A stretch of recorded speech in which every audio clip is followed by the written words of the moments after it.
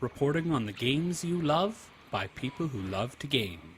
The MMO Reporter Network. You're logging into your favorite game, grinding out some gear. A couple of points added to your stats, and you have a virtual beer. Max level is pretty cool, but I'll remind you here, my friend. These games are not about the goal, it's about the journey and not the end. You're listening to MMO Reporter, brought to you by Audible.com. Get a free audiobook download at audibletrial.com/MMO Reporter. And by Doghouse Systems. Choose your weapon with Doghouse Systems.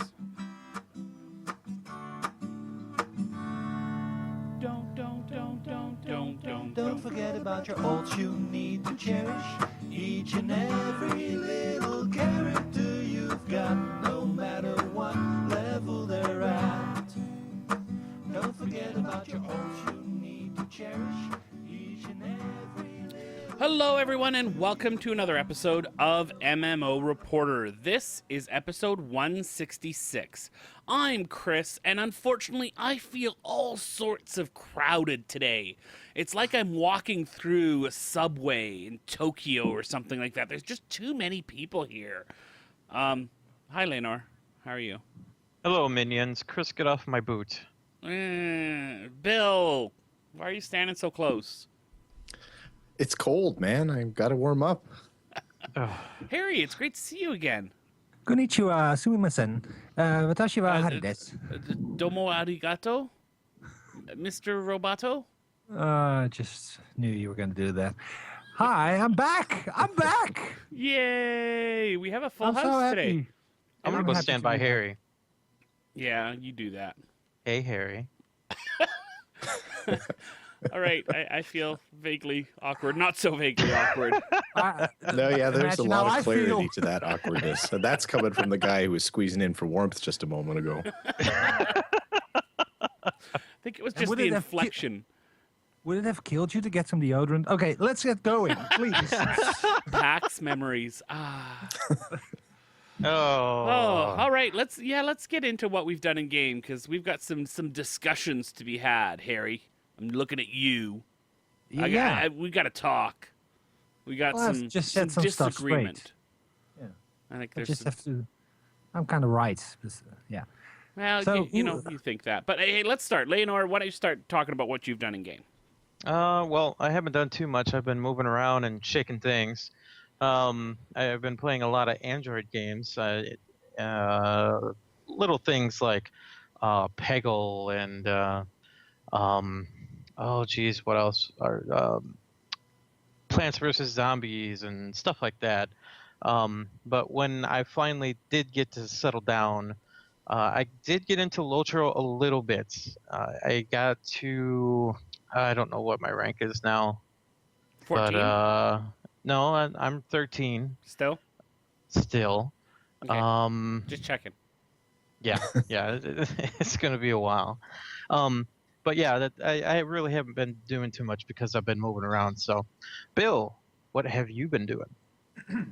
I think I've played more games in the last probably 2 weeks than I've played in the last 6 months prior to that. And it was just magical. The stars aligned. It was wonderful. I know, right? We need the sound effect for the angels singing on high. So I jumped in. I played Guild Wars 2. I'm still using the Dungeon Finder. I was able to get another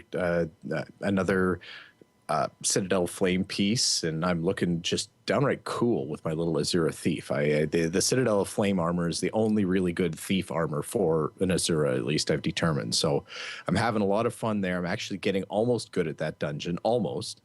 So that's been good. I have played Neverwinter with Chris and my wife Asani, and that's been, I am stunned at how fun Neverwinter has been. Like it really, really is bubbling up memories of playing DDO with you guys back in the day, and just the quick runs, what was the little mini instance that we did again? I can't remember what they call that skirmish. mechanic.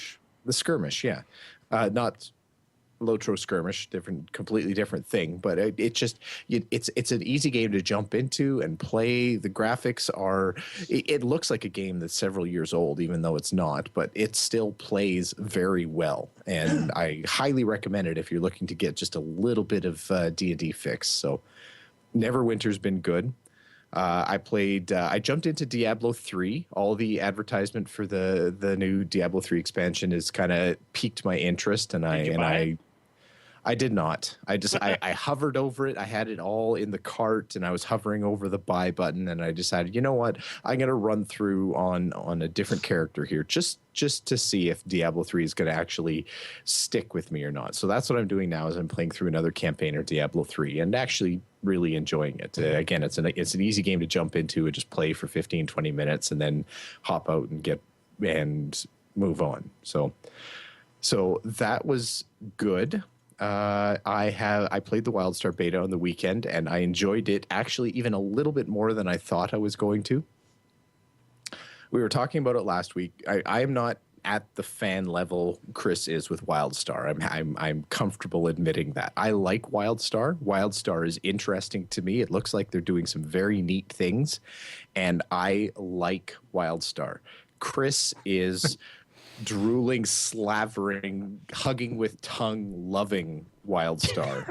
So I can't quite get there. I can't quite get where Chris is with WildStar, but I'm on board. I think I'm still probably going to buy it. I'm not quite ready to pre-order, but we can have that discussion. I'm sure Harry is probably cringing in his seat with using the P word there. I did a thing. Harry and Leonor, Chris already knows what I did. Bad Bill. I did a thing. You bought the starry horse? It's called, and it's trademarked, the stupid Star Horse. Get it right. Yeah, I wowed all over myself. Oh, I can admit it. That's kind of embarrassing. You don't have a panda. problem. It's one of those things you never fully recover from WoW.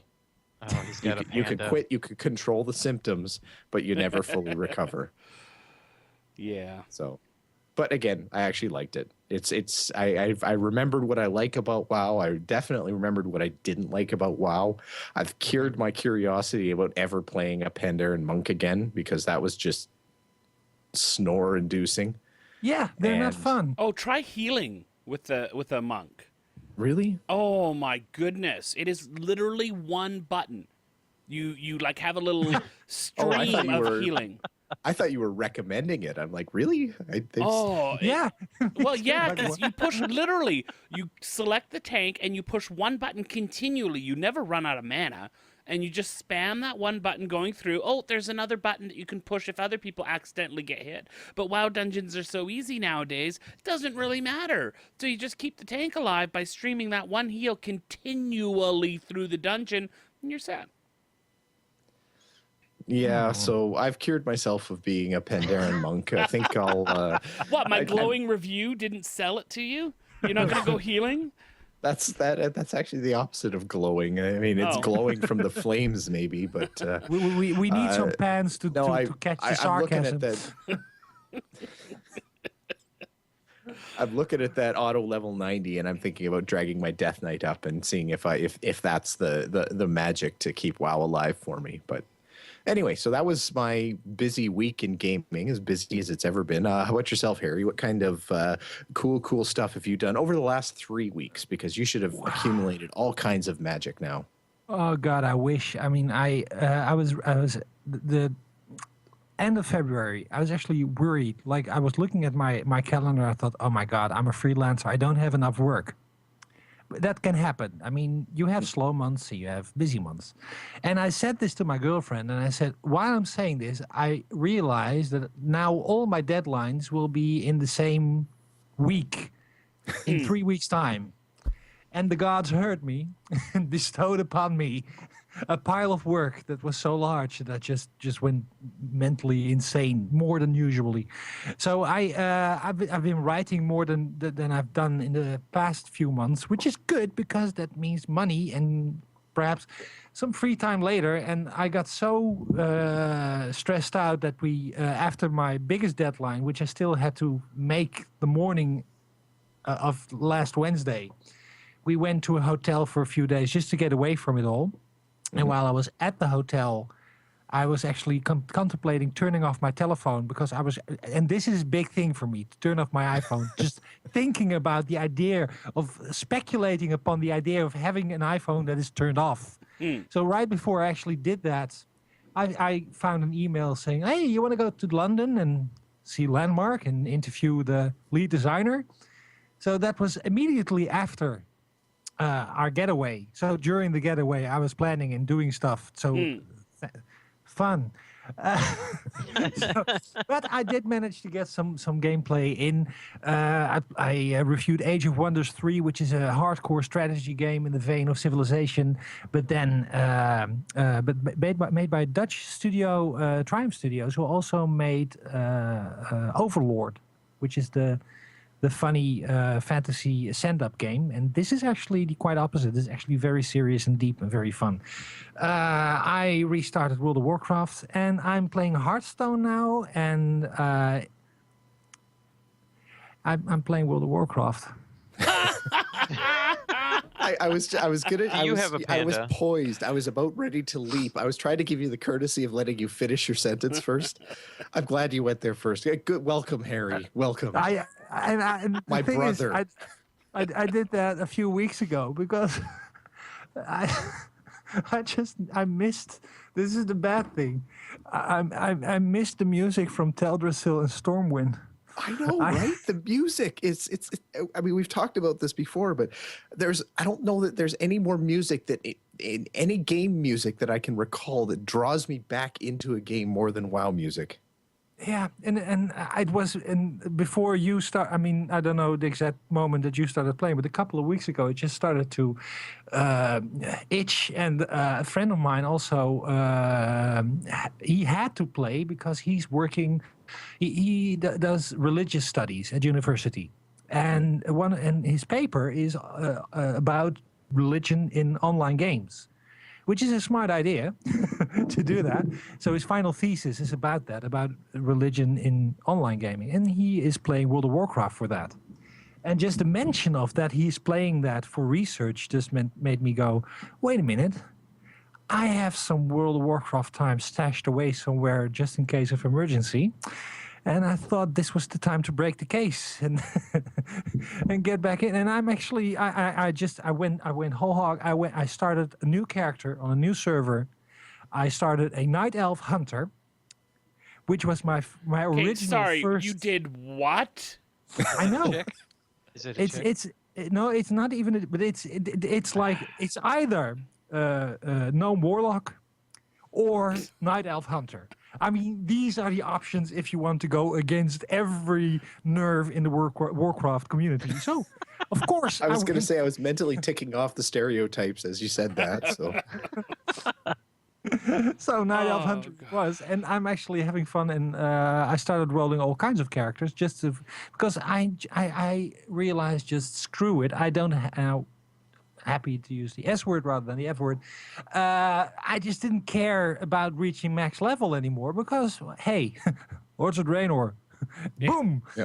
So I'm just messing around, having fun. I'm playing Hearthstone because I still have to review it, and that is actually a lot of fun. I don't know if you guys played it, but it is it's the card game from Blizzard, which is just freaking fantastic. Mm-hmm. A lot of fun with that. They seem to have hit a pretty good sweet spot there, having played other card games and that kind of thing. Hearthstone is, I mean, it's really the World of Warcraft of card games or trading card games. It's a little bit dumbed down, but it's not so dumbed down that it's actually simple. It's actually, you still have to know how to play to do well, but you don't have to know how to play to kind of get in. The barrier for entry is really low.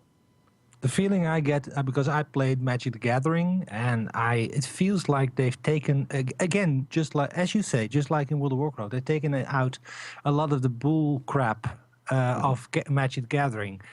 For people who don't know that, but if you play Magic, you need cards that generate mana that you need to tap, and you need to put them on the table to generate mana of a certain kind. And they cut all that upkeep stuff out of it and just say every turn your stash of mana increases by 1 and is replenished fully.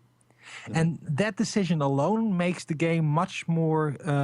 It has the exact same effect that you can only use your bigger spells and bigger creatures later on in the game, but it takes away the fiddly bits of, oh my god, I don't have enough land cards now, so what do I'm going to do? That's just solved. So you just focus on the cards and on the tactics, and I'm having so much fun with it. It's a really lovely game, and I haven't even had any need to buy anything.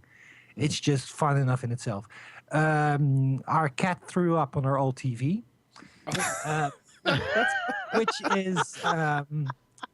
And this actually, is, I feel like, is this a segue or is this that's just a brilliant cut to a new subject. I love that. Was your cat on top of the TV, or did it just project out of your cat all over your TV? Or But was the vomit Hearthstone related, or the cat was actually possessed by a demon and projectile vomit. The cat is not a Blizzard fan. What happens is we in our living room we had an old CRT style big screen TV.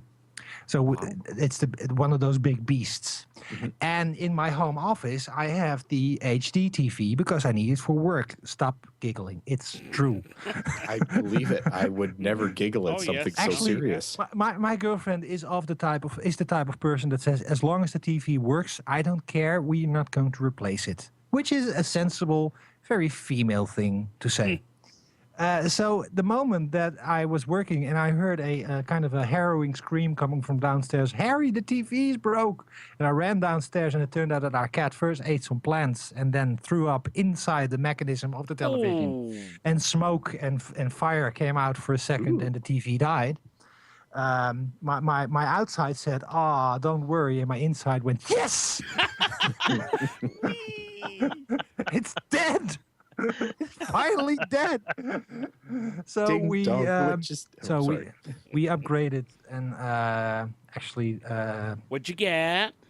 Well, the thing is, the 720 TV that was on my office is now downstairs, and now we have a Samsung 1080p TV, which is in my office, which I need for work. You keep saying that very insistently. Oh my God! And I believe it. Is so awesome. I agree 100%. I can't see how you could take it any other way. Yeah. What brand did you get?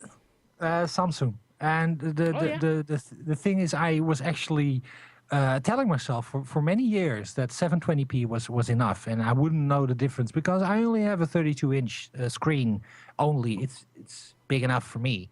And everywhere I read, you won't see the difference between 720p and 1080p. And I chose to believe that until the moment came that I've turned this thing on with my PlayStation 4 inserted, connected to it. And oh my God, is it amazing. I'm seeing pixels I've never seen before. It's taking me to pixels I've only dreamt of. So you're saying size does matter? It's not the size, actually, in this case. Is it the density? It's the density. Yes, absolutely. And I played Infamous Second Son on the... Well, actually, I played most of it on the 720p TV because I had to review it. And that's the Sony game. It's the open world superhero game, which is... I've heard really good things about it. Yeah, I don't agree with them. Oh, there you go. I'm not saying it's not a fun game because it definitely is, and it's absolutely worth your time. And if you have a PlayStation 4, it's the best showcase of the graphical capabilities of the game. But it's firmly rooted in last generation game design. It looks like an open interactive world, but it's really not. Okay. And there are specific bits of it that you can blow up and that are interactive, but you have a lot of civilians that will sit at cafes outside in Seattle, even though it's raining. And it has weird disconnects like that. The gameplay is fun, but controls are kind of sticky. It's fun enough. I mean, I've finished it. That's not the greatest reason to play it. Well, it's fun enough. I had It's not this, an I had this, endorsement. it's a weird experience. If I'm playing a game, I either hate it or I love it, but a feeling of I'm not bored. It's fun. It looks pretty, so I might as well play some more. That's something I usually don't have, but I had it with this, so it was just fun enough to keep playing, but not fun enough to go, oh my god, wow. So I installed WoW. Um, Oh, I'm Basically- looking. What do you think Watch Dogs is going to do? Have you played that yet at any previews or anything? I'm really hoping that will be the game that saves the open world genre for me. And I just got a confirmation that my review copy is on the way, but it will be there only halfway through May. Oh. And the game is coming out on May 27th. So I haven't played anything of it yet. I've just seen some previews. I've seen some videos. And I've seen the scandal on Reddit, the absolute scandal that the game seems to be downscaled graphically, which is proven by a GIF animation. Or is it GIF? I don't GIF. ever know. GIF. Oh, it's GIF. GIF. GIF. Okay, GIF animation. GIF for me is a cleaning detergent thing. GIF is peanut butter. GIF. Anyway, and then anyway, but I'm really holding out hope that this will be a very fun game, but you never know. Yeah. I'm not pre-ordering it or anything. Well, you don't have to. Duh. No, Hey, what else? What else kept you busy? actually, that was it. I'm really looking forward to playing the Elder Scrolls Online and putting it away afterwards. That's the point I'm looking forward to most. I played Landmark, obviously, but we're going to get into that section later of the show. So that was basically it. Chris, how about yourself? Well, I wanted to say first, going back to Bill's comment about Diablo 3, I was looking at that, thinking about WoW, because he talked about WoW, and I knew that once he talked about WoW, even if you weren't already playing WoW, you'd soon be playing WoW, Harry. And with Diablo 3, I'm really interested in the Crusader class and trying that out, but I'm actually at the point, which hasn't happened for me, I don't recall it very much since really we've gotten going on MMO Reporter, where I just have too much to do. I've got ESO stuff, which I'm taking the lead on that, and then I've got all the WildStar stuff that's going on as well, plus all the sort of regular life stuff, and I just don't have time. I can't go back to WoW. I'd love to jump in there with you and Bill, but I don't have time. I can't do the Crusader, so it's a really wonderful problem to have. There's too much that's keeping me busy. But I have played... I have the Diablo. I do own the Diablo expansion. I just haven't installed it yet because again, time. But yeah, exactly. Yeah. I was up at 4 o'clock local time, 4 a.m. local time, and I jumped into the Elder Scrolls Online Head Start, and I proceeded to stream for 11 hours. And Jeez. Why? it was actually a really cool experience. Having such a weird time to start the Head Start was that was odd, but the amount of people that were actually in there was really weird. It was, if I was into ESO for the immersion, that would have been incredibly frustrating because it was like watching, drops of mercury rolling across the surface as a big glob, right? And it kind of moves all together. That was all the people running from quest to quest to quest and doing all that stuff. It was so many people.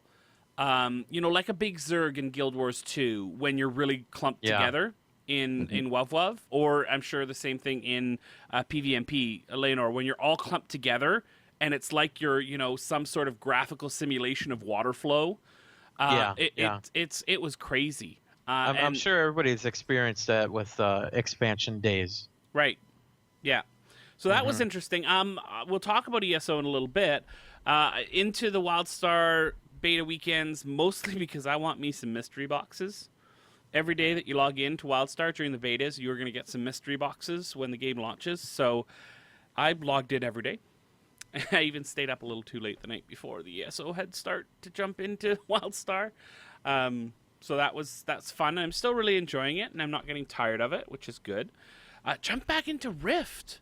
I want to look at the 4 new souls that are coming up. Of course, having had a warrior main throughout most of my experience in Rift, they're bringing out a warrior healer in patch 2.7 in Rift, which I don't recall a lot of games other than like a paladin in WoW would be the closest thing to a warrior healer.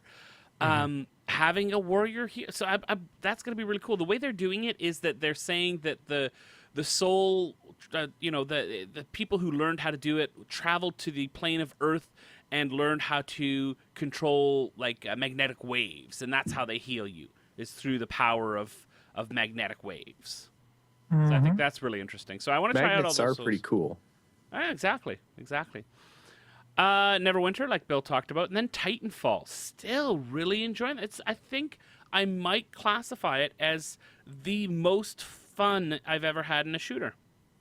It's a great game. I forgot to mention, I've played it. I've reviewed it, so it's.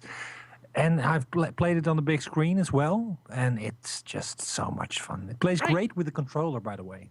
Yeah, I haven't tried it yet. I've been doing mouse and keyboard and really, really enjoying it. But as I mentioned last week, I get more and more now, having played Titanfall, having played World of Warplanes, World of Tanks, games like that. World of Warplanes and World of Tanks have much more in common with Titanfall, Call of Duty, that sort of stuff, than they do with other MMOs. But I now see why you would call, as you've mentioned several times in the past, Harry, that, Call of Duty, that sort of game, it can be very MMO-like. I totally get that. I get the same satisfaction going through the levels and doing the unlocks in Titanfall as I do leveling a character in an MMO.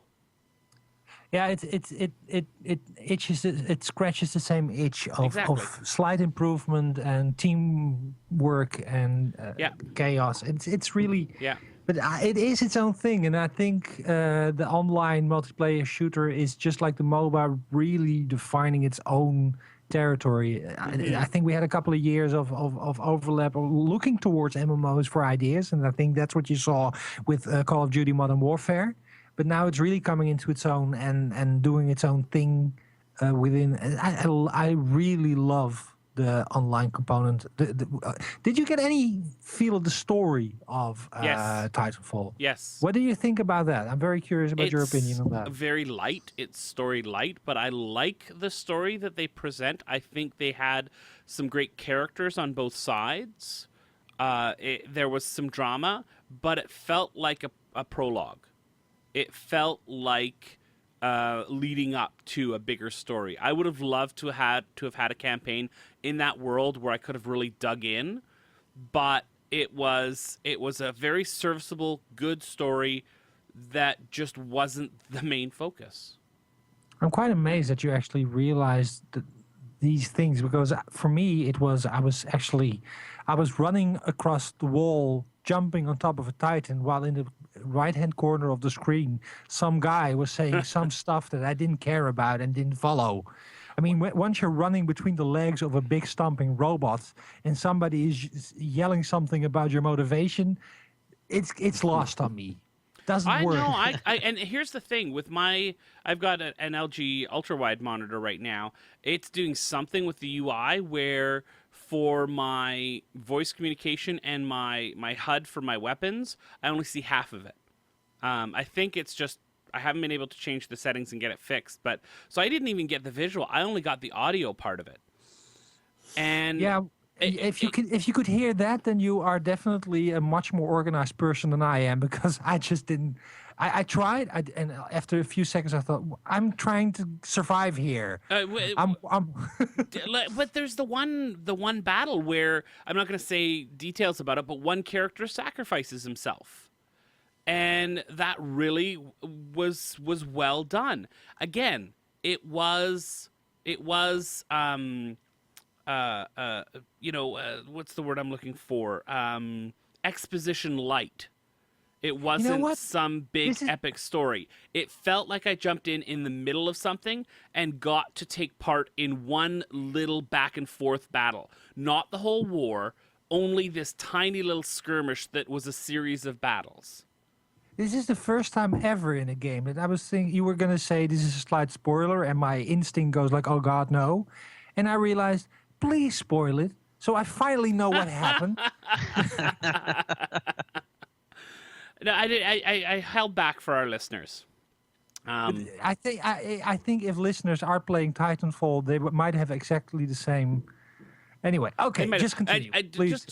And Bill, you weren't all that impressed with. Not that you weren't impressed with it. You were not, because you came over one weekend and I had you play it because I was all excited about it, and you came out of it kind of, yeah, it's okay. I don't hate it. It's not unfun. I recognized Harry's feeling about Second Son in Titanfall. It's good enough. If it was in front of me, I would play it. But I don't feel a big compunction to go out of my way to go get it and play it. Did you mean compulsion? Because I've never heard compunction before. I meant compunction. I don't know. I might have just invented it or invented a new meaning for compunction. That's a great word. I hereby nominate compunction for addition to the MMO Reporter lexicon. Do I hear a second? How about confunction? Then we just play 70s music? Compunction. Compunction is a feeling of guilt or regret, anxiety arising from awareness of guilt. Compunction. Okay, wow. So compunction. I wasn't feeling guilted into playing Titanfall. Word? Although Chris did and guilt actually me I knew into the it a word. little bit. And, yeah. Sorry, go on. Yes, compulsion is probably the better word. Okay, good. But compunction is still a good word to have in the MMO Reporter battery of language. There we go. Since it is an actual word that's been around since the 1700s, actually origin first known use 14th century. Oh, there you go. So wow. it's been around. Bill, Yep. Bill, Yes. did you go into a time traveling phone booth? No, It was my uncle invented that word. Do you have a word of the day calendar in front of you, and were you just hoping that the word worked? Not at all. I've used that word before. I've probably even used it correctly once or twice. I have another word for you. Get moving.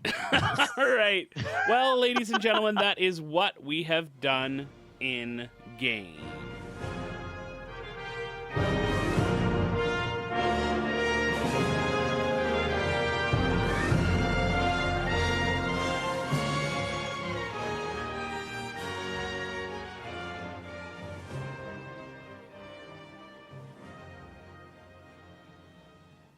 Well, I just love the music. EverQuest music is awesome in its own right. I mean, it's almost as good as World of Warcraft music.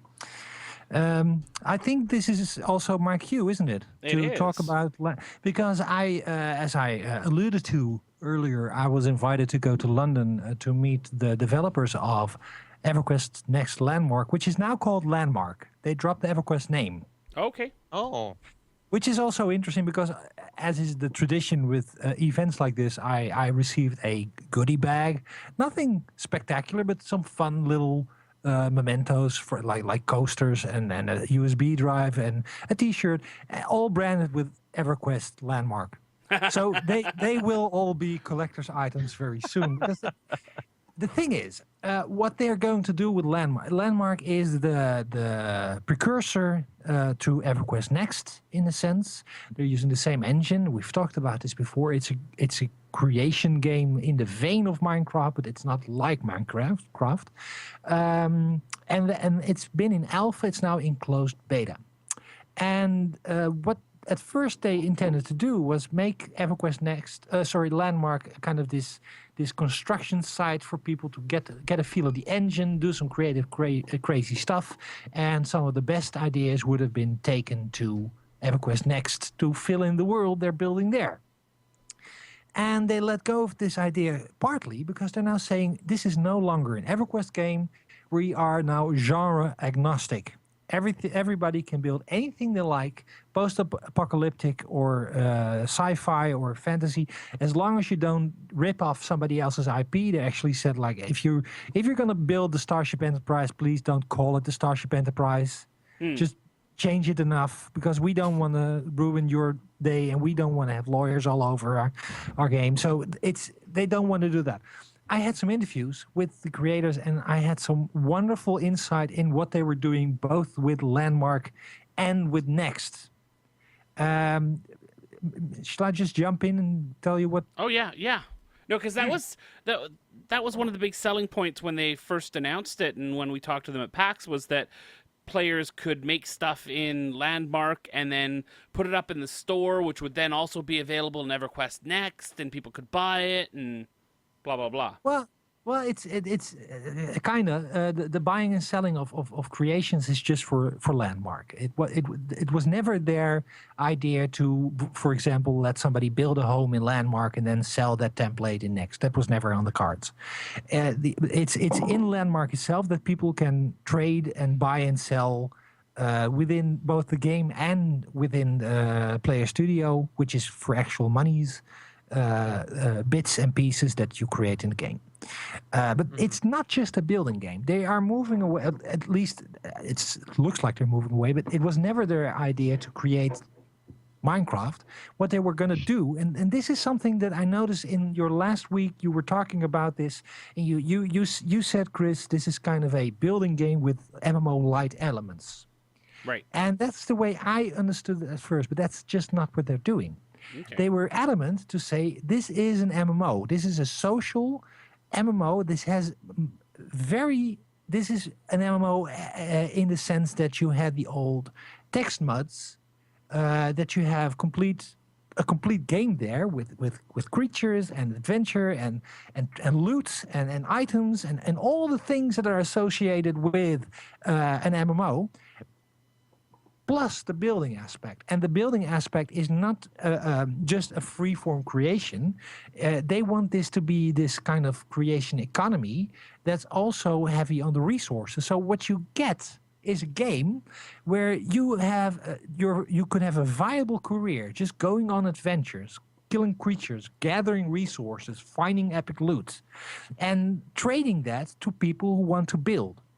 So you get this system of people going out into the wilderness and finding rare materials that are, by the way, infinitely respawned, but rare in the sense that they take more effort to get because they were, for example, guarded by creatures. And bringing them back to civilization and giving them or selling them to people who want to build this epic house. So it's much more a sandbox game than it is a sandbox creation suit. Does that make sense what I'm saying? Kind of, yeah. So it's not like Minecraft that you go in and build an awesome thing. It's you play a game that has awesome building very much tied into the economy because people need, just like EVE Online. I actually talked to Dave Georgeson, who is the lead designer of the game, a project lead for both EverQuest Next and EverQuest Landmark. And we discussed EVE as an example, and he said what EVE does great is this control of areas. And he says, and there are other games that are great at creating stuff. And we are tying these two things together in an accessible way. He says EVE is great, but it's not the most accessible game, and that's the reason that not everybody wants to play it. We want to take some of the great things that EVE has done and put them in Landmark in that way. And that makes me giddy, because if they use the ability, if you have the ability to own land and build on it, but also that building feeds into basically giving a reason to other players to go on adventures for you, then you have a fantastic system of all different kinds of careers, of adventures in the game. And that's what they're going to do. So if I want to, I can go out and adventure and make my riches by selling what I have to the crowd who wants to make their riches by buying what I come back with from my adventures, building amazing things with it, and then selling that on the player, whatever it's called. Exactly. All those are viable play styles. Yes, and that's the most important thing that they were stressing, is that you can actually have a lot of fun. That's what you have a viable choice to not go build stuff and still enjoy playing Landmark. And that was for me an eye-opener. Aside from that, they are not done with the building aspect. And this is the second thing they discussed, and that I was very interested in. I don't know if you guys remember the big reveal of EverQuest, Landmark, and Next when they were talking about the story brick AI. Oh, I thought you meant the sand painting, but yeah, go ahead. Yeah. I Yeah. was gonna say, Harry, when you went to go interview them, did they make you sit in a room and watch a sand painting for a while? No, they actually showed the game on a 4K monitor, which was pretty darn impressive. Nice. Really impressive. And the monitor was so big and powerful that when they tried to show a YouTube video of something they wanted to show us, it didn't work because that it couldn't handle somehow. Did a cat Just puke on it? No, but I did, and I wasn't allowed to take it home.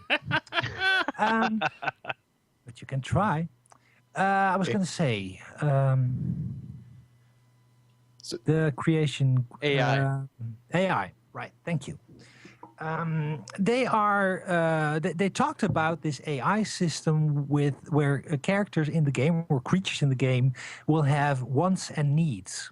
And the interesting thing about this is, and this is more a next thing than Landmark, orcs, for example, will have a desire for riches and will do things that will get them that. For example, they will guard a road and try to kill players that walk by to get their gold, and they will try to get hold of a gold mine, all this behavior is coming from that desire. They want something, and they will do things that will get them that. They will also have dislikes. For example, they will not like to get their asses kicked. So once too many guards or too many players show up and they get defeated too often, they will move away from that spot and set up somewhere else. This kind of AI is very interesting to me because it's basically a step beyond what Guild Wars 2 is doing, where you have events that happen in the world, but rather than that they are put there by the designers, they move around. It's like this sumo match. They described it like this sumo match of all kinds of agents that are vying for territory and trying to get into each other's way. And this is a very interesting development in and of itself. They are handing control of this AI engine to the players in Landmark.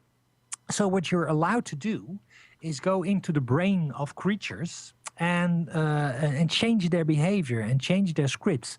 And you don't have to code for that, but you can tweak their desires and needs and wants and make sure that your creatures behave in a certain way. And you can combine that with creating your own dungeons and creating your own adventures and creating your own event-like behavior in Landmark. And what they want you to do is turn Landmark into this big canvas, this big game creation game, this is what Dave literally told me. He said, I would love it if some group of players would use Landmark as their area for their online Dungeons and Dragons adventures. So it's the creation suite that you see in Neverwinter or in EverQuest 2, but in a voxel driven fully interactive world. That's a very ambitious and very fun idea to put everything in the hands of the players. And this includes item generation. So it's not possible to create a sword of awesomeness that can kill everybody in one hit. But within the parameters of what keeps the objects fun, you can also create objects and gear and clothing and design clothing. And the creatures will be genre agnostic, so it will be possible to create a post-apocalyptic game. I can almost pronounce that word in one go. It has so many aspects that will make this kind of like the Project Spark or Little Big Planet of MMOing. Mm-hmm. And now, how do they have any sort of overarching ideas of how they're going to tie all these different creators together into some sort of cohesive world, so you're not going from claim to claim and going from, craziness to craziness? That's a good question. I wish I would have thought of that there. I know that they are going to allow larger claims, and they are going to let players put their claims next to each other to create bigger things. Because you can only right now. right now you can only create in your claim, correct? You can only build Right. in your claim. So they're not that huge. You couldn't build a huge dungeon right now in your claim. No, but that's what they're going to allow. Not only that, but instancing is also something they're very much considering. Wow. Not just for dungeons, but it's also what they told me. I think this was Jeff that told me that. It was one of the programmer guys or the technicians, the technical guys. And he said, if you have, they want those creations to be available and searchable. So you can find a sci-fi dungeon in a search engine and go there. And if something is, and you can rate those creations that other people have done. But if something is very popular, you don't want 40, 50 people trying to do the same content at the same time. Right.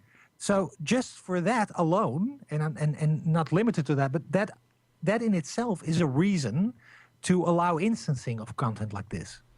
And I said the same thing. The plots are very small now. You're not allowed. I cannot see myself building a dungeon in the little garden that I get right now. And this is their alpha and beta stage. They are still working out ways of optimizing, making it bigger. And as Leonor rightly said, they are allowing plots next to each other. There was this bug, and one of the big parts of the presentation was pretty darn cool. They talked about that a lot of things that happened in Landmark in the first 7 to 8 weeks was pointing out bugs and workarounds and things players discovered that they never even considered was possible. For example, the mega claim of 32 plots built together and people creating a big city together. But not only that, and this is technical but cool. The world is created out of voxels, which means blocks, and the blocks are smaller than Minecraft, but they are still blocks. Right. But they have all these smoothing tools and stuff that makes things look not blocky, which is cool. We've seen that. You can make very smooth, very natural looking. Even a weathered ruin of a building, you can make that very well. People discovered that by using the smoothing tool, they can take a voxel and make it even smaller, so something that they call a micro voxel appears, which is a very tiny pixel-like object, which allows people to create even more detailed structures. And they showed us pictures of trains, of hot air balloons, of all kinds of things. And they said, we as creators did not realize it was possible. Not only that, we take these examples and we take the FAQs and the videos that players have created and use them to set up classes for our own internal design team. Wow. And Dave was so enthusiastic that his colleagues actually had to coax him to get to the other topics at hand, because he was really geeking out, like He's showing how that was done. infectious in his passion for the games, isn't he? I have a little man crush on him because he's awesome. He is. He is so enthusiastic and so open.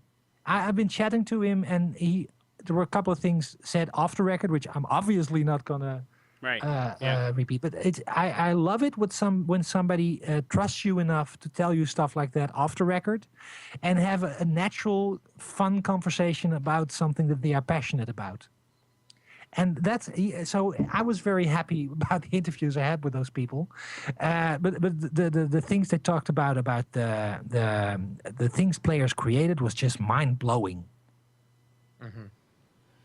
So I'm really looking forward to it now. And one of the other things that I was talking about is my fantasy for an MMO has always been a dynamic living world where you don't have a raid where you go in, you go to a cave and you set up a group of 12 people and you go in and you do the scripted stuff. What I would like, and I actually said this was the first thing I asked Dave. I said, okay, you're talking about all this emergent stuff. I said, what I would like to see is a game where an important rare resource is somewhere in the landscape, but it's guarded by this huge beast. And rather than being able to take it down by yourself, you need a group of people to just shoo the beast off to get to the resource. And then you would have a dynamic raid forming within the game system rather than something that's artificially planted there. And he said, and that's what we're building. Huh. So I said, I have literal goosebumps right now because this is it's what I wanted Guild Wars 2 to be, and it nearly became, but not really is. Okay, Leonor, you have the most in-game time with Landmark in the alpha, and I'm not sure if you've played in the beta yet, but Not yet. what are your thoughts on what Harry has said? That's everything that he said was amazing.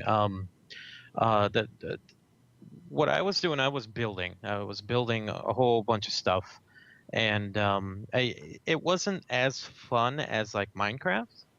And to me, Minecraft was more fun because you would gather all your materials and you would actually build it piece by piece. In Landmark, you gather all your materials and you have tools where you can just make a giant wall and copy and paste that over and over and over, all over the place, and make something cool but like easy that doesn't take any time. And that kind of took some fun out of it for me, and I was really hoping that they would start putting monsters and stuff into the game. Everything that Harry's talking about is absolutely amazing, and I can't wait to get into the game again to see some of that beta stuff. And you said the beta stuff, the AI and the creature stuff is coming during closed beta. They weren't firm on a date yet, but it's coming soon, trademark. Yeah. Awesome. But it's, as you said, what was missing in this game was the game.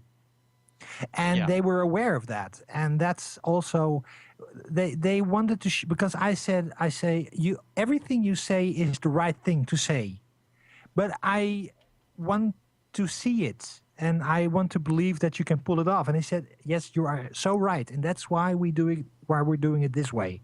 We are first showing everybody that we can do a destructible voxel world and do it well and show you that these tools actually work. And after we've done that, we'll add something else. And that's the way we're going to do it. Is we're not going to make empty promises and not follow them up. The first thing we had to do was show you that we can do this. And now everything else will fall into place as well. So I also asked, if we have this, why would we still need EverQuest Next? Because if you add a full MMO and the whole social thing and the combat and the resource gathering and everything, why would we still need EverQuest Next? And he said, that's a good question. And that's because Landmark is a game where players create everything. And EverQuest Next will be a game that is a story that we as developers want to tell with the help of our players. And that's a very distinct difference between the two kinds of games. And you can, if you go far back, back far enough in the mud days, and I think you guys are too young for that, except Bill and Chris. Okay, you had basically two kinds of mud back in the day. This is me talking, not the devs. You had the Daiku style mud, which was the combat based mud, which was basically kill 10 rats, level up, get more loot, go into dungeons, do stuff. And you might recognize that as World of Warcraft or EverQuest, which is, there's a direct lineage between Daiku mud and that type of gameplay. But you also had the mushes and the moo. And moo stands for massive multiplayer online, doesn't matter. It's basically creation mods, which was places where people could, in text, create their own rooms and their own adventures and program their own characters. And that type of gameplay has been gone from the MMO scene ever since we went to graphics. And now they're trying to bring that back. So it's actually the missing link in social creative MMO gameplay that they are returning to with Landmark. That very exciting, I think. I still am more excited for EverQuest Next because that's more my play style. In the same way that I'm more interested in WildStar than Elder Scrolls Online, I have yet to find a sandbox game that I really, really dig. that I really, really get into. I Was get it. was that intentional? Yes. But I play games to play games. I don't want to escape into a world and have it envelop me. I want to play a game. And Elder Scrolls, what Elder Scrolls does, and what it sounds like Landmark is going to do, I'm not sure that's for me. I want a little bit more direction, I guess. What do you think, Bill? You've been really quiet.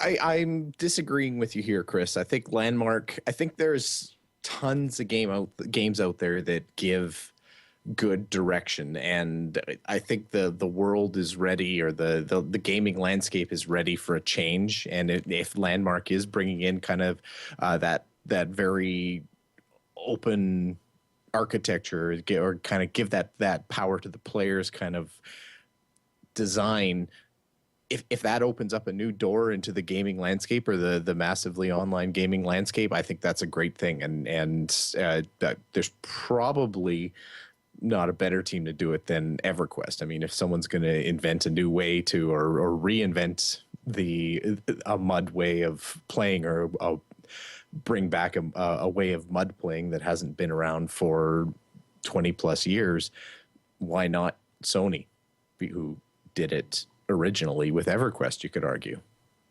That's basically what they were saying as well, that if they felt it was almost their duty to do something new with the genre, because they restarted EverQuest Next 3 times. Mm-hmm. And every time every time they felt they were doing something that's already been done. Mm-hmm. And I didn't want to do that anymore. They wanted to be the guys who did the next thing. And that's what they're doing. Yeah. And don't get me wrong, I'm not unhappy that this game is coming out. I'm extremely happy, and I'm excited for the players who are going to enjoy it. I'm just not sure it's going to be my favorite game. And it might not have to be. I mean, it's even if it's not the best game that comes out, maybe if it's not the game that beats everything and has 20 million subscribers, or whatever their model is going to be, the fact that it's there and opening a door for that is a good thing. And maybe it leads to other doors getting opened down the line. Maybe it's the inspiration for the next big thing, or even if it's not, as long as it's kind of advancing it and keeping the slurry of the online gaming environment stirred up, then that's a good thing. That's a worse visual than what I actually intended. I meant it as a good slurry. Yeah. All right. We need to move things along here. That's a fantastic discussion. Thanks for the news, Harry, and thank you for attending that and getting that wonderful information. Now, it was a pleasure. Let's talk about Elder Scrolls Online. I know you're going to jump into it soon here, Harry. I've been into it for a few days. I like I said, I got up at 4 a.m. I played through the game. I got up in 11 hours. I only got up to level 10, which was surprising for me. I thought I'd get a little further, but it seems like that's kind of the right space for other people who played all day that game. Whatever I was going to say. It didn't come out right. But I did get into Cyrodiil, into the realm versus realm PvP, where my server just happened to be dominating. We had 2/3 of the map. And not my server, my faction. It's a mega server, but there were different campaigns. So in that campaign, my realm was winning. And overall, my impressions are fairly positive of the game.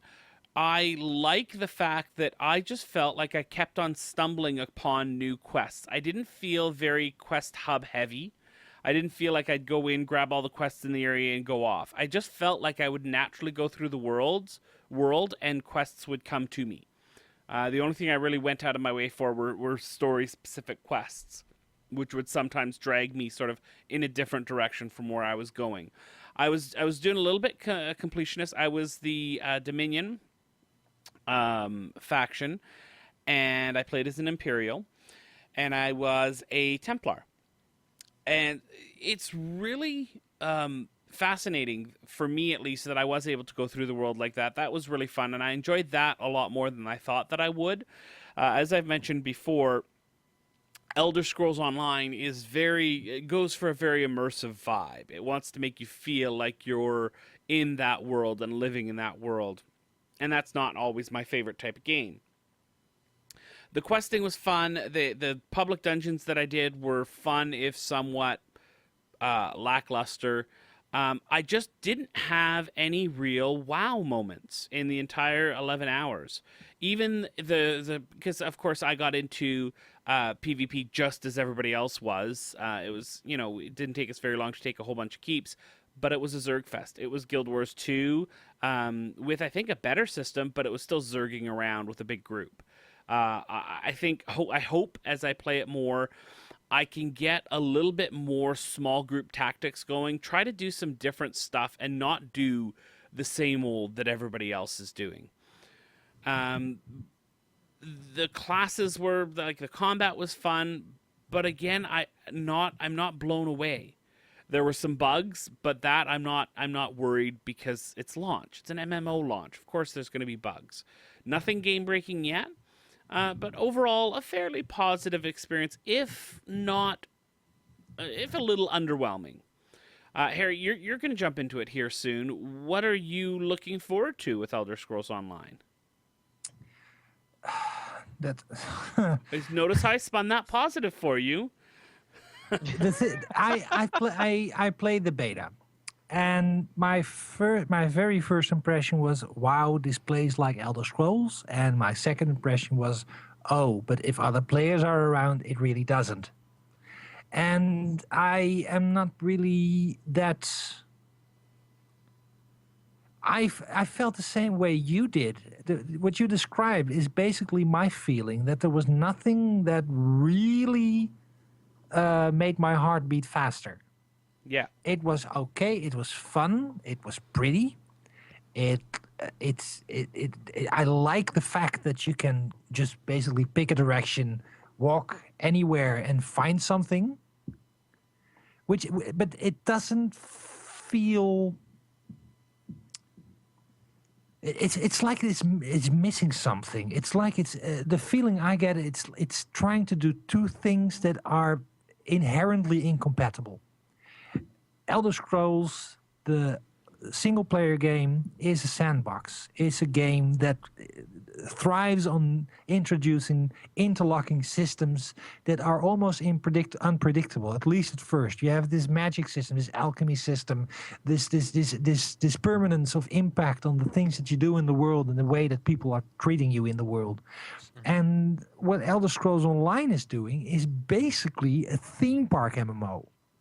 Yes. And those two things don't gel well. And I would have been perfectly happy with a game in the vein of Elder Scrolls as it is now, without the Elder Scrolls template trying to push it over it. If this was an original IP, I would have said, this is great, refreshing evolution, small step beyond what we're used to in in Guild Wars 2. But as it stands now, it's two systems clashing. Yeah, it feels like a sandbox. You jump in and you're like, whoa, this but it's feels really not. so... It's not. It is not. Like I said, I didn't come across things to do. Quests came to me as I went through the world. There were no quest hubs, but quests were still delivered to me. Mm-hmm. I wasn't going in and having, because these certain situations in the world were set up in the specific way at the specific time, I had this experience. When Harry comes along after me, if he chooses the same faction as I do, he's going to have exactly the same experience as I do going through the world, sprinkled with the flavor of his class. For the combat. That's the difference. It's going to be the same experience as everybody else has going through it, though. Unless you count people who are completionists versus non-completionists, right? But other than that. Bill, what about you? Have we sold you on Elder Scrolls Online? Are you going to jump in? No, I will happily play Skyrim, and that will be good enough for me. I think that is if you are looking for that experience that Elder Scrolls promises, then you're gonna get that there and not And online. if I get tired of Skyrim, I will go back and I'll play Morrowind. I just there's seriously there's no itch this game is scratching for me at this point. If you played Skyrim and you always wished there was a patch that let you play Skyrim with your friends in a non-game breaking way, Elder Scrolls Online will be awesome for you. If you always wanted to play Elder Scrolls games with your friends and go through that with a lot of other people populating the world, because there's I mean, the one thing you can say about Skyrim is that there's a lot of empty land in that world where there is no single other person. So, but I mean, this goes back to what I was saying before. There's a lot of games out there that I like to play with my friends. I really like playing Guild Wars 2 with other people. I like playing World of Warcraft with other people. That's an itch that's being scratched for me. I don't need to do that in Elder Scrolls. In fact, what I need is a game where I don't necessarily have all my friends around me or have to deal with people who aren't my friends or have to deal with gold sellers or anything like that. I like games. I like the notion that there's a game out there that I can go in and play by myself. So, and that's in my mind, my narrow fixed view that's intractable and not the stubborn old man kind of stuff. That's what Elder Scrolls is to me. So I don't need Elder Scrolls Online. It's not even hate anymore. I'm not even mad, bro. Leonor, are you going to jump in? I'm gonna check it out and try it.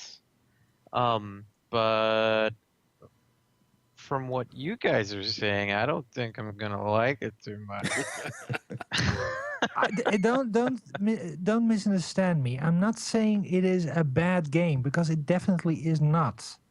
Right. It is, and it's the expectations that are raised by the name, and the moment I'm probably the moment that ruined it kind of for me was the moment that I got into a dungeon and it turned out to be a public dungeon and I wanted to kill a guard and somebody else killed it before I had a chance to tap it. And this happens in MMOs every day all around the world, but it shouldn't happen in the Elder Scrolls. I really hope that when they sooner or later they're gonna make the Fallout game. I hope they don't go that way. I really hope they don't. I'm gonna shake the magic 8 ball here, Leonor, to see what your experience in Elder Scrolls Online is going to be. Shake it up here. Outlook not so good, apparently. Wow, wow, wow.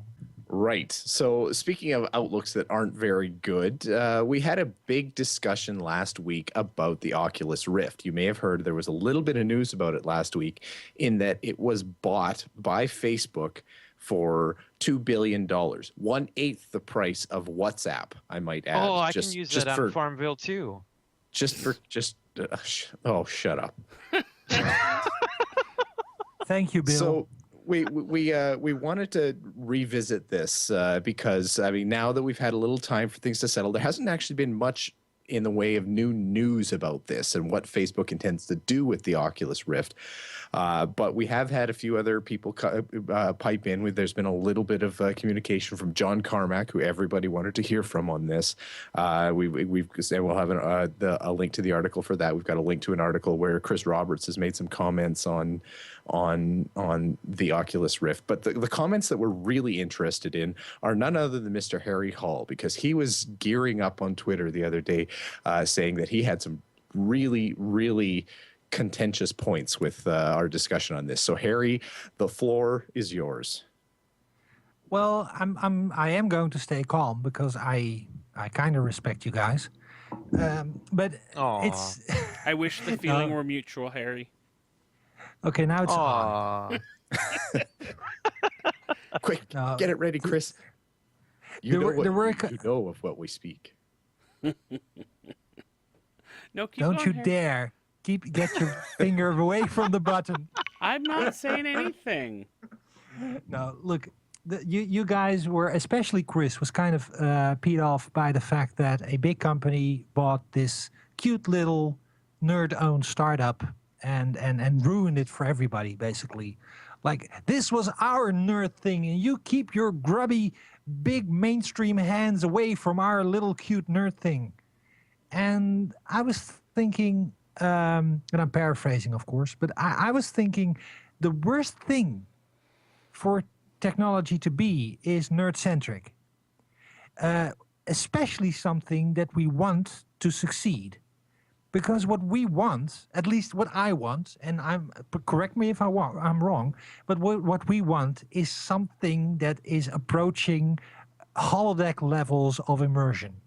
We want something that will put us inside these fantasy experiences and make us go on grand adventures, do fantastic stuff that is so immersive that it's almost real. We want to live the fantasy. That's the promise of Oculus Rift.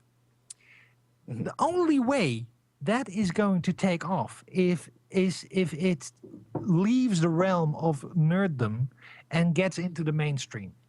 If a big company, I'm not saying that I thought Facebook was and Oculus were a match made in heaven, because it's still a what the F moment. To see, because if anybody would have done that, I would have considered Google or Microsoft. And I think I would have been very angry if it would have been Microsoft, but that's a different discussion.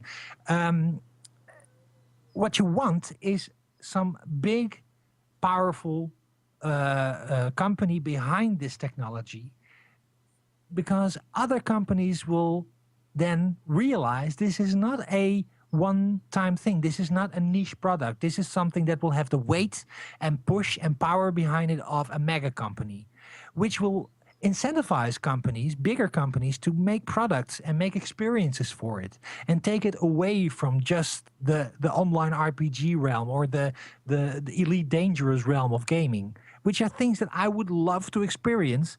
But if those are the only experiences that you can have with the Oculus, it will stay small. And now we're heading into a realm where this has the potential of becoming an invisible device, in the same way that television is an invisible device. Television is something we don't realize we have it unless your cat pukes on it. It's just there. And you turn it on and you enjoy Game of Thrones, or you enjoy Burn Notice or Seinfeld or whatever, and you don't Firefly. You don't care about the technology around it. You just watch your shows. And that's what we want with this kind of entertainment technology. And that was not going to happen if it stayed in the hands of a very small, be it charming and ambitious startup. So the fact that there's so much money behind it will make this mass market, will allow us to have the things and the experiences that we wanted Oculus to provide us. Okay, here's the problem that I have, and I'm much less vitriolic in my complaints this week. But now with Facebook, we are going to see that the head of the chain here, the top line of the ladder, the top bit, is going to drive to Oculus. And they have said they're going to let them do their thing, like they've said with WhatsApp. But my fear, I guess, is where it comes down to, is that now the decision-making process may no longer be about creating the best user experience or creating the best experience, but creating the most monetizable experience. Mm-hmm. And that is not always the best experience. I don't use Facebook because it is the best experience. I like Google Plus much better.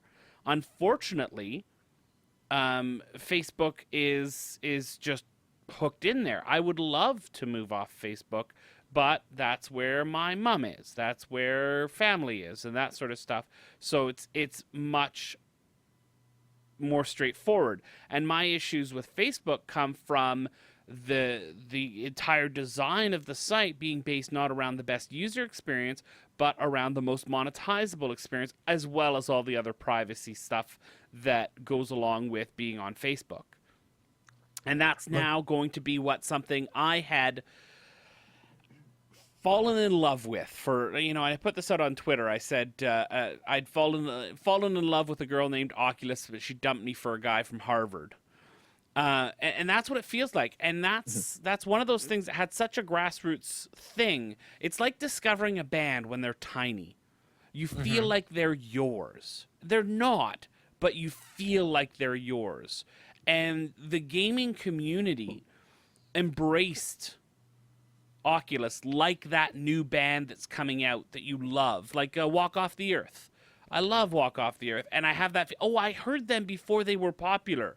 I feel this connection, almost this sense of ownership. I helped to make them awesome by buying their music. Chris, but this is the exact argument that I was actually railing against while I was sitting in the train listening to you say these things, because if that were the guiding principle, we would not be sitting behind computers we have today. We would not have smartphones. We would not have iPhones and Android handsets all over in everybody's hand, including your mom's. I'm not saying that I should be a business leader. No, but the point is, if you would think a little bit further than just the emotional response of this is our culture thing, nerds are, and I count myself as a nerd, we adopt stuff early. We see potential. We see technology and go beyond the crappy display and think, oh my God, what would happen if, or oh God, I can do this with it. And the designers didn't even think. That's fine. That's fantastic. But for all these things to take off and to become big and to give us even more to do with, it can't stay within it wasn't your girlfriend. Oculus wasn't that cute little girl. It was a company that was looking for ways of monetizing it. The thing that worries me, of course, Facebook has this evil connotation of sucking up your data and your behavior and monetizing it. And the first fear in everybody's heart is now they're not only going to know what you like, but how long you look at it. Because that's what VR set allows you to do. Sure, there are worries that Facebook is doing it. But in the grand scheme, if any company can make VR mainstream and provide a big enough platform that huge game productions are viable on it, then it is a company like Facebook. No, I still see that Facebook is the boat anchor on this whole story here. I think you could probably rattle off 10 companies really quick right off the top of your head that have the resources to do this, that wouldn't have produced even a fraction of the anger and really disappointed response of the community here. I mean, Intel could have got in there. You mentioned Microsoft. You mentioned AMD is in there. Valve could have been in there. Apple could have been in there. Sony could have been in there and swallowed up the competition that way. I mean, there's tons of companies that wouldn't have ruined the Oculus Rift. So Facebook is a big problem here in this whole story. Oculus and Facebook, not really. Facebook's in their own little morass that they've already made for themselves, and I think they're quite happy being this thing that the really cool kids actually hate. So that's fine. But Oculus has destroyed a lot of goodwill in the gaming community by going in this direction, by accepting the buyout from Facebook. And you know what, ultimately the trade-off might be good enough. Having the capital that they've got now maybe makes up for the fact that goodwill is now gone or mostly evaporated. But there is that trade. As a gamer, I don't care about the business side of it very much. It's academically interesting, but it's at the core really disappointing for me that this has happen. I feel like it was a disingenuous start to really jump onto the Kickstarter bandwagon to get this going. I think it was disingenuous to jump in and say, this is our ambition, this is what we can do if you fund us here at Kickstarter, and then have Kickstarter be just this tiny little footnote of insignificance in the overall development of the Oculus Rift. If there was a modicum of community values here, they would actually go back to Kickstarter and find a way to give that money back to the people who donated and said, thank you for at least carrying us to the point of where we needed to be to get bought by Facebook. I'm not going to argue with you, though, Harry, that the capital is what's going to take the overall virtual reality to a place that's going to make everybody a satisfied gamer. As far as ubiquitous technology and having this be a technological revolution, for sure. They weren't going to do that with $2.4 million from the community. They probably weren't even going to be able to do it with $90 billion in venture capital that came from that. It's going to be the hundreds of millions, if not billions of dollars that's going to get it there. And I kind of recognize that. But the fact that it's happening now, too, before there's even been a commercial product made, also kind of even steals the whole notion of early adopter away from people. There's no chance that the geek community has had with the Oculus Rift now to be that early adopter, to be that maker community that actually influenced the design, that was able to hack it and turn it into a more interesting utility and have like community generated ideas in how it could work rather than the engineered ideas from a giant manufacturing and giant capital background. So the trade-off obviously is that we're going to see a two-market product sooner because of it. So I recognize that it's a trade-off. Certainly from a business and manufacturing side, it's a trade-off. John Carmack and Chris Roberts both kind of echoed the sentiment that you said, that there's no way this launches without giant capital behind it, more than the venture capitalists that had invested in it could ever get to. But from the emotional standpoint, and I still feel 100% justified in having this emotional reaction to it, it's completely unsatisfied, and there's been an opportunity to do something really cool for the geek and maker and early adopter gaming community. That opportunity just feels like it's gone now. I don't understand that. I know Mojang, which is the creator of Minecraft, they were going to support the Oculus Rift, and I don't know if they were working with it or not, but I did read that last week that they pulled the they just ditched the technology that they had for it, and they're going to make Minecraft without it. Mm-hmm. The thing is, I don't understand. First, Kickstarter rewards were honored because what Kickstarter did was allow people to buy the prototype, and people who wanted a prototype, they got a prototype. So I don't see the big deal there. Also, let's go past the other possible companies that could have bought it, and let's see if your anger wouldn't have been worse. Because if Microsoft would have bought it, the thing would have been Windows and Xbox exclusive, and probably Xbox exclusive. That's what Microsoft would have done. If Sony would have bought it, there would have been only a Sony VR system and nothing for PC, because that's what Sony would have done. And if it was going to go to the PC, they would have ruined it, because Sony doesn't know how to handle PC stuff. If Google would have bought it, it would have been the exact same discussion about privacy, because Google does the same thing that Facebook does and more, because they actually read your emails. So if Apple would have bought it, only Mac users would be able to use it. Nobody else. Then it would have been basically gone from gaming forever. So I cannot think of a single company with the capital. Yeah, Nintendo. Virtual Boy! Yeah. Virtual Boy! Oh, yes! God. I've heard of somebody hooking up the Oculus to a Nintendo GameCube emulator and playing Metroid Prime in VR, which apparently is awesome. But Virtual Boy, all those companies that you consider doing this would have been as bad or worse than as Facebook.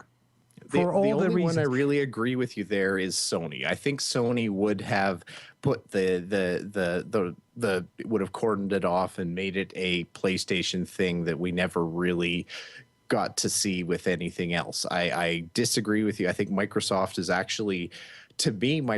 actually shown that they can be a decent hardware company. I mean, granted, it would probably be a Windows thing. I'm not going to argue with it there. I doubt that they'd make it really available to the Linux and Mac users of the world and everything like that. But I think they would be able to incorporate that well into Windows, and it certainly wouldn't be an Xbox exclusive thing. The Apple thing, I don't know. I can't see that Apple even wants to be in that game anyway. I just threw it out as someone who actually does make hardware and could actually have been could have been good, and probably wouldn't, and like I said, would not have created the vitriolic reaction that Facebook has. Facebook's not a gaming company. They've got absolutely nothing that really fits in that milieu. If you get into like the server architecture side of things, there's portions of Facebook that have actually done some really cool things with the open source community there, and that's kind of an interesting side note. It's certainly not certainly doesn't align with the business philosophy behind Facebook, but there is at least a little bit of history there, so I'll grant that to Facebook.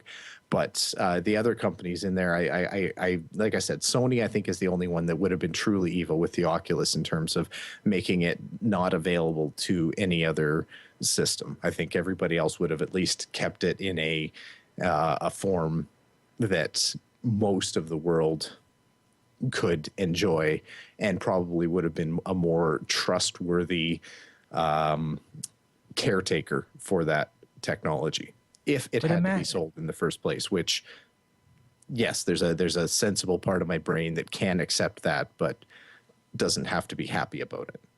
But you have to realize that Microsoft didn't have that good of a track record with gaming, track record with gaming until they really went for the Xbox. Sony, before the PlayStation, was a TV manufacturer, not a gaming company. Nintendo made playing cards, for Christ's sake. I mean, they were not into the console business until they actually got into the console business back in the 80s and invented it, actually. But it's like, this is the way, what I'm hearing from both of you is, but it was small and it was ours. Oh, good. You understand then. And but it's the only way it can be what you want it to be is if somebody pulls up a truckload of big money. And I personally, I'm not going to say, I will never be able to say I will trust Facebook. That's just impossible. I mean, I have my standards. Yeah. But if there is one company that knows how to bring technology into the mainstream, I mean, it's the fact Google. that your mother, Google. the fact that your mother is using Facebook, the fact that my girlfriend is using Facebook, is basically, I'm not saying they're the same person, by the way.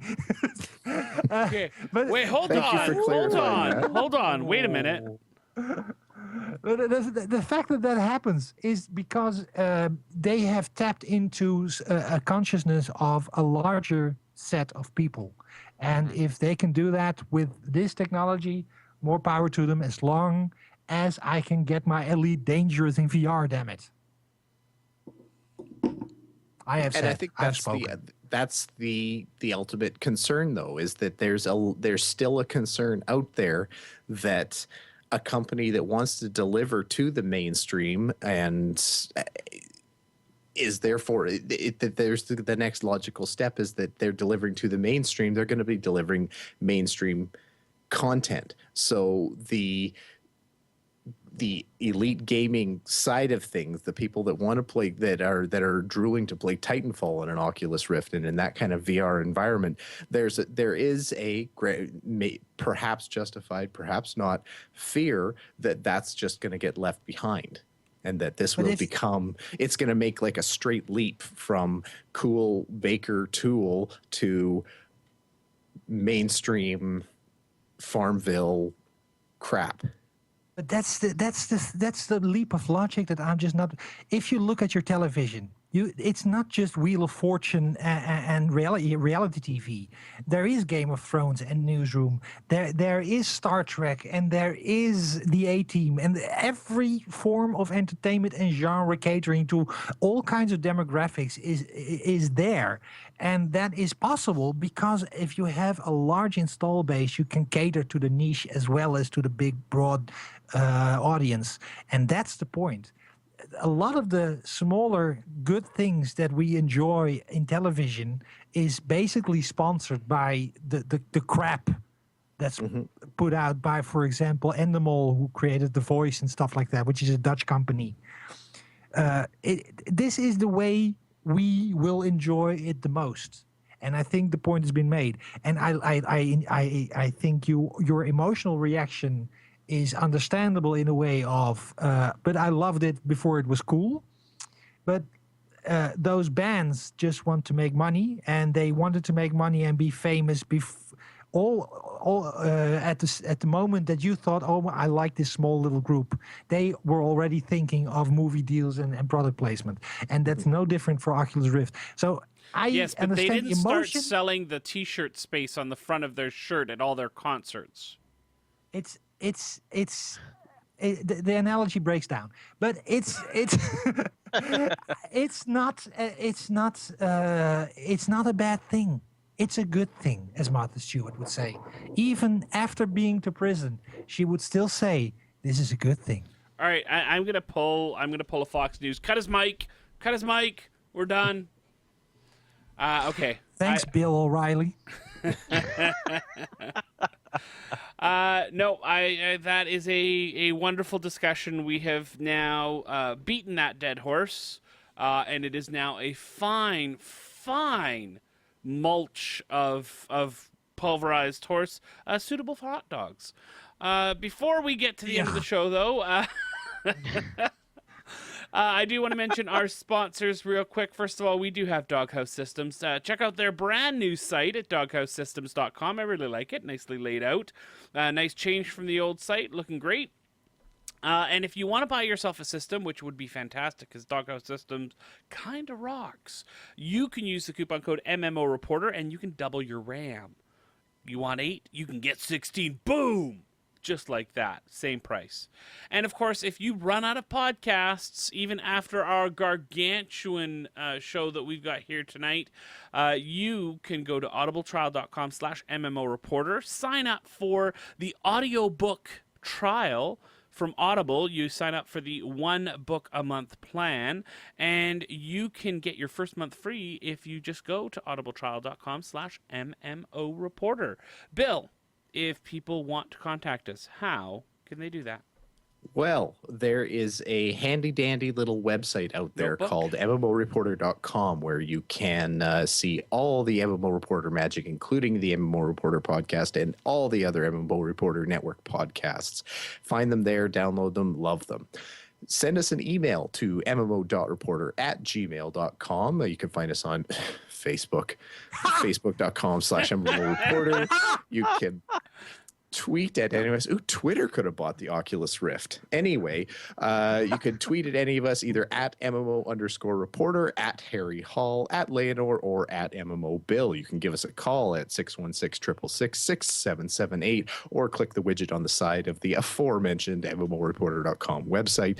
Finally, you can find us on the YouTubes, youtube.com/user/MMO Reporter Network for streamed versions of our podcasts, for archived playthroughs, videos from PAX's past, all kinds of good stuff there.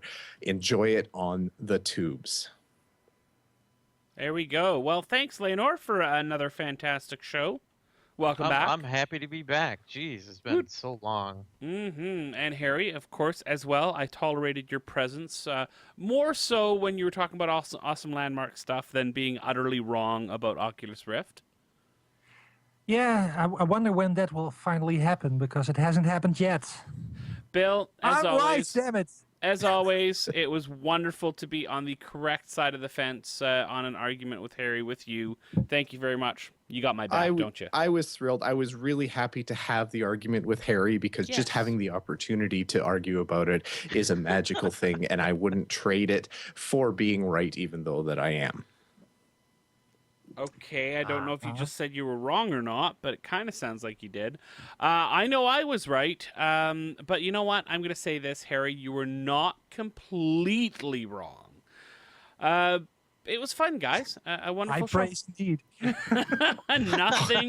Nothing but the best for you. Nothing That's a but t-shirt. the best. Harry, you weren't quite wrong. I think No. Steve took a job at Facebook too. That guy. I was a bit disappointed. What? I expected Steve to actually pick up the slack, but he didn't get a word in edgewise. But No. okay. Next week, Steve will pipe up. Thanks everybody for listening to the show. We hope you appreciated it. We hope you download the podcast again next week. But most importantly, we hope to see you in game. Forget about your ults you need to cherish. Each and every little character you've got, no matter what level they're at. Don't forget about your ults you need to cherish.